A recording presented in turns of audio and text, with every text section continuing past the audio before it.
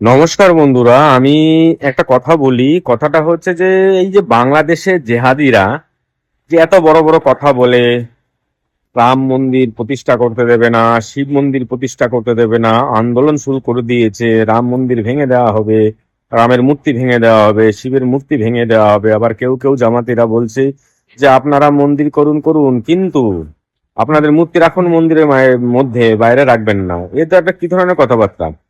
বাংলাদেশে তো প্রচুর হিন্দু সম্প্রদায়ের মানুষ রয়েছে, এবং সেই জায়গা দাঁড়িয়ে সেই সমস্ত হিন্দু সম্প্রদায়ের মানুষরা যদি ভগবান রামচন্দ্রের মূর্তি স্থাপন করে, তাহলে আপনাদের সমস্যা কোথায়? আর যেখানে আপনাদের এই বাংলাদেশের অশিক্ষিত মূর্খ জামাতিরা বড় বড় ডায়লগ মারছেন, আর সেই জায়গা দাঁড়িয়ে এবার ওই ভারতবর্ষের যে হিন্দু সনাতনীরা যখন পথে নামে, তখনই আপনাদের সমস্যার সৃষ্টি হয়ে যায়। এবং বেশ কিছু মানে জামাতদের ভাই, ভারতবর্ষে পশ্চিমবঙ্গে কিছু জামাতের ভাইরা রয়েছে, তারা বিভিন্ন ধরনের কথা বলে। এই সমস্ত ফালতু কথা বলে কোনো লাভ নেই। জয় শ্রীরামের ক্ষমতা আপনারা জানেন না, জয় শ্রীরামটা কোথায় কি হয়ে যেতে পারে সেটা আপনারা ভাবতে পারবেন না। সুতরাং বাংলাদেশের সুস্থ স্বাভাবিকভাবে হিন্দুদের থাকতে দিন, সেটা আশা করি ভালো হবে। কারণ ওই ছোট্ট একটা দেশ, ওই ছোট্ট একটা দেশ বিভিন্ন কারণবশত ট্রিং বিরিং করে লাফাচ্ছেন মূর্খের মতো। এই সমস্ত মূর্খের মতো লাফিয়ে কোনো লাভ নেই।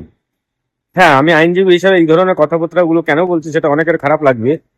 কারণ বাংলাদেশে যে সমস্ত জেহাদিরা যা শুরু করেছে, যে মানুষকে বিভ্রান্ত করছে, নম্র ভদ্র শিক্ষিত মুসলিম সম্প্রদায়কে বিভ্রান্ত করছে, এগুলো কিন্তু ঠিক না। এগুলো একদম ঠিক করছে না। এবং ভারতবর্ষে এটা ভুলে যাবেন না যে ভারতবর্ষের হিন্দু সম্প্রদায় যতটা একত্রিত আছে, বাংলাদেশের হিন্দু সম্প্রদায়ের মানুষও কিন্তু একত্রিত। একটু ভেবে চিন্তে চলাটাই উচিত।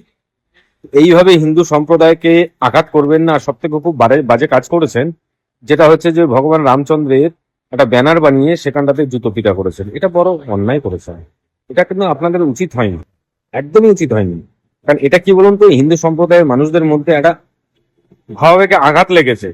সেই আঘাতটা আগামী দিনে স্বাভাবিকই খারাপ লাগার জায়গাটা আসতে পারে। তো সুতরাং নম্রভাবে ভদ্রভাবে থাকাটাই বাঞ্ছনীয়। আর অনেক কিছু আছে না, ওই যে সমস্ত মুসলিম সম্প্রদায়ের বেশ কিছু ফেক আইডি খুলে অনেক ধরনের কথাবার্তা বলেন, অনেক ধরনের অশ্লীল কথাবার্তা বলেন। কিন্তু দেখুন, অশ্লীল কথাবার্তা বলেন কারণ কারণ হচ্ছে এই অশ্লীল কথাবার্তায় আপনারা পারদর্শী। কারণ আপনারা যে পরিবেশে মানুষ, যে আপনারা যে সংসারে মানুষ, যে বাবা মার ছত্রছায়ায় আপনারা মানুষ, সেখানে সেই অশ্লীল সেই জায়গাতে সেই অশ্লীল বাক্য সকাল থেকে রাত অব্দি প্রযোজ্য হয়, তখন তার মধ্যে আপনারা পারদর্শী। সেই কারণে ওই সমস্ত অশ্লীল কথাবার্তা বলেন। ওই সমস্ত অশ্লীল কথাবার্তা বলে কোনো লাভ নেই। নম্রতা ভদ্রতা বজিয়ে রাখুন এবং সকলে একত্রিতভাবে বসবাস করুন, এবং আপনারা আপনাদের মতো করুন, আমরা আমাদের মতো থাকি। তো বাংলাদেশে ত্রিং বিরিংটা করাটা একটু কোনো বন্ধ করুন। আর হিন্দু সম্প্রদায়ের মধ্যে যে সমস্ত নির্যাতন হচ্ছে, সেই নির্যাতনটা বন্ধ করুন। এটা আমার মনে হয় না শোভনীয়, কারণ বাংলাদেশে হিন্দুরা জেগে গেছে। আর যখন জেগে গেছে বাংলাদেশের হিন্দুরা, সুতরাং ভারতবর্ষ থেকেও সনাতনীরাও কিন্তু তাদের পাশে আছে। সকলে ভালো থাকবেন, সুস্থ থাকবেন। নমস্কার।